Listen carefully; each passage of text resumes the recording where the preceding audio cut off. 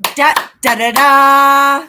What's my good cheer? Welcome, everybody. Let's give YouTube a couple of minutes to get those notifications out. In the meantime, if you've never popped into one of my lives before, hi, I'm Cindy. I explore the inside and the outside, and I had an extra day off this week, so boy, was I exploring the inside 100%. And that's a good thing because we kind of, when we dig into our emotions, into our understandings, when we dig into our past experiences and those dynamic relationships that have influenced us, and everybody influences us, and it's in that amount of time that we spend with people that it gives that chance to have people's, well, it's not necessarily personalities, but it's in that adjustment because we all want to find people who are like us, right? We all want to find people that are thinking like us, that drink, that dress like us, that have our own sense of style, even. You know what I mean? It's like the suits and the punk rockers and the emos and the intellects and the thought leaders and the sports people, right? We are all so different. And we're out in this world and we're looking for people that are like us. And if you're hanging out with me, you're unique. You are a unique thinker and you are a unique liver, and you're unique in those plans and ambitions and in those goals for yourself that people might look at it, like even in my own, I know I work in thought leadership, in leadership, and yet leadership comes naturally to me only because being a highly sensitive and an empath, I learned very early that it's less painful to be up the top than it is to be in the bottom. So I've always strived to pursue that top position, right? Not necessarily because I was ambitious that way, that I was looking out for the company, even though I always kept that in sight, being highly sensitive and empathic. We do have that sense of well being for not just ourselves, but our surroundings. And, right, all those that are in those surroundings. But I did pursue those positions, even in the job that I have right now, right? I didn't pursue the top. I'm very grateful that I was given that respect and that little bit of time to prove myself as a leader.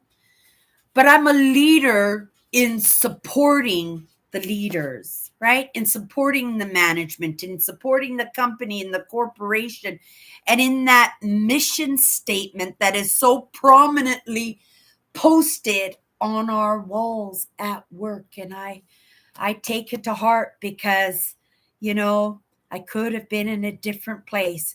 By making different choices, I could have been a different place, for not holding my own, for not being that Sigma that I am, being that independent person that I am, and being willing to take the hits, being willing to take the criticism, being willing to be shown my place, and in my choices, decide whether or not to step down into that place and hand over the reins to somebody else to call the shots, and me to be able to follow and support in those ideas. Or, and I've had those jobs too, where the authority is not the leader, right?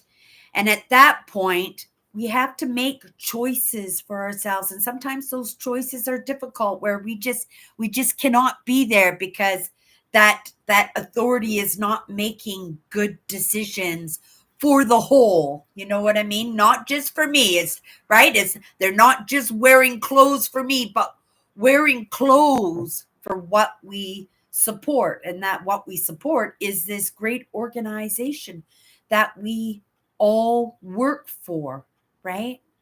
And that's the idea, just because you understand that you're a leader, it doesn't mean that you have to be in charge. Like I said, I was only in charge because it was less painful. I was calling the shots. Nobody was dictating down me. Nobody was breathing on the back of my neck. I called the shots. I made the decisions on whether, we were going to come together as a team and get the job done properly where management could be happy, the company could be happy, and we could be happy ourselves.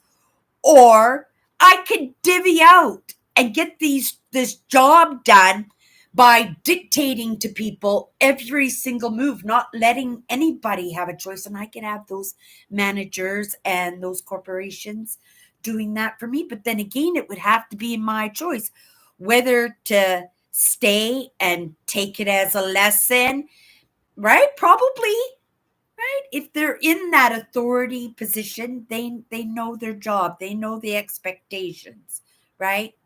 Sometimes being a leader yourself, you have to follow the authority, right?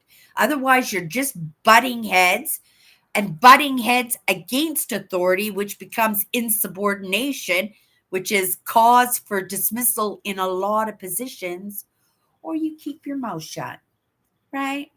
You do the very best to support your coworkers, right? The salespeople, if they're salespeople, customers, if they're customers, and try to do your magic underneath the surface without that agitation or that insubordination that could lose your job, right? That's leadership, right? I do believe that is leadership. Anybody can learn a job, right? Anybody can learn a job. But to learn that job in respect to the betterment of everybody, that's a talent, right? I am grateful for the job that allows me to be myself, right? There are not a lot of companies out there, right? Because companies are built by leaders and authorities, right? But I don't want to be uh, that leader that well, I like running the show. I do like running the show, but again, it's because of that comfortableness that it affords me in my own safety, my own roof over my head, and in that respect that I get from, again, salespeople, customers, and the people I work with, and the people that I work for. That's amazing too. That's that's amazing too, and especially if you get credit for that. And that's the problem because lots of times when you're a leader within underneath somebody else's authority, right? That credit doesn't go to you. So sometimes we have to learn to be a little bit humble in that, be a little bit accepting in that, and a little bit um believing, right? Knowing, that's the word I was looking for. Knowing what you contribute, right? And just do your job and just wait for that feedback to come back because it always comes back. And if it's not rubbing the grain properly, if it's going away from your thoughts of what you're actually bringing to the table, or if you're making mistakes in that you're not being listened to in the explanation or your ideas as to why you were doing it, to give different perspectives, because perspectives are amazing. I love perspective. I love different perspectives. I'm so grateful to live in a world with so many perspectives because it is like an appetizer platter that I get for myself to pick and choose, right? what's going to be a part of me, what's going to be a part of my life, and what's going to be a part of my environment. That's leadership. That's leadership over myself, knowing that I can't control everybody else. But in the lessons that I take, in my own example and in my own evidence, and in the people that have brought me this far, right? And there have been many, and there have been a few that have been instrumental in where I am, right? And I look forward to the day where I can support them in that leadership role, right? That I know that I am capable of, even though I'm not in the pursuit of it, right? That's leadership too. That's 100% leadership, and that's what draws true leaders to you, right? But again, sometimes that comes with making tough decisions, and I'm grateful for this job that allows me to be myself. And I am pretty casual. I'm pretty open. I am pretty on point and vocal about what I do, right? Because if I'm not vocal, right, nobody else is going to know what I'm doing. Nobody else is going to see the evidence. And that's the thing. I have to be that evidence. And there's so much evidence out in the world. I am just one of many, many, many. But if you're hanging out with me, right, maybe it's in that interaction that we have with each other that you can recognize the type of leader that you might be. There's a reason I'm hanging out with the entrepreneurs, right? I look at my world, look at my life, and I thinking, entrepreneurs, and I do this to myself all the time. Why am I with the entrepreneurs? Why is this organization so instrumental in my movement forward? It's because it's moving, right? Anything that is moving forward is working. It's a well oiled machine. So I would like to support the well oiled machines to the best of my ability, knowing that I have limitations, but also knowing that there are gifts under the surface, above the surface, and at the surface. And they can be utilized at any time, right? In that authority and in that leadership that I get to choose to support. And sometimes I support for my own comforts, right? For my own safety. Sometimes I support because I admire, I respect, and I am inspired for myself. And I hope that, the lessons that I wear and the lessons that I bring to the table and the lessons that for maybe hundreds of thousands of years. I'm on YouTube. This content is forever. And even if it's not understood now, maybe somewheres down the road, it might be understood, right? Even in my own understanding. You guys, I'm grateful for that job that puts a roof over my head, but I cannot be late. I am early. I came to the table early, knowing that there was going to be a little bit difference in the messaging that I was going to bring today. But I think I did it. I still have 10 or 15 minutes before I leave. So let's just take out some of these notifications so I can see if anybody has popped in this morning. I suspect that not always people pop into my lives, but it's always appreciated when they do. And if you do come in, right, pop in, just say hi, right? I love to see the new, well, it's not new faces, but the new acquaintances, the new guests that pop in to my live shows, right? I am not the authority, right?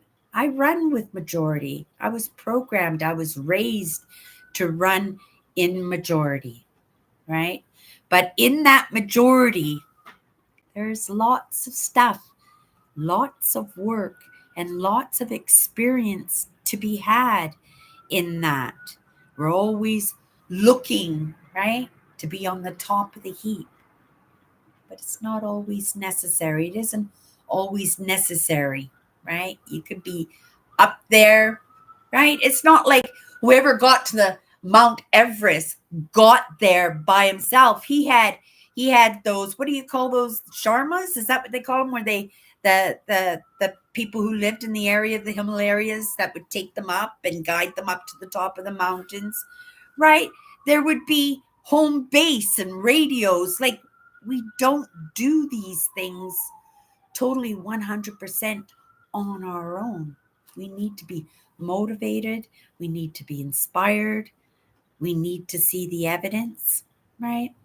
And not just in somebody else's schooling, right? Like schooling as in the network, the group, but in their own schooling, in their own experience, right? And yeah, that's how we move along. That's how we move along. But it is great advice. If you're a highly sensitive, if you're an empath, it served me well, right? But keep in mind, if you decide to go that route in leadership, right? You don't want to just be the authority, right? You want to be somebody that people admire, people respect, and people want to follow in their pursuits and in their, well, personal agendas, right? And at some point, everybody will get there every time, but right? The sooner we all get there, the less painful it's going to be towards the end, right? Because there are always scragglers, and those scragglers are always the ones who fight it the most. That's a story for another day. You guys, that's my good cheer. I'm running off to start the job that puts the roof over my head for the week.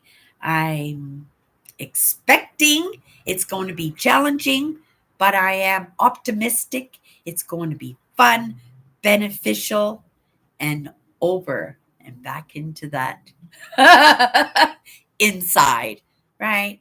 I try to stay connected on the outside in this job that puts the roof over my head, in that motivation and inspiration, in being the evidence for others, right? Grateful for that job that allows me to practice my craft. Everybody, have a great day, and we'll see you tomorrow. Bye.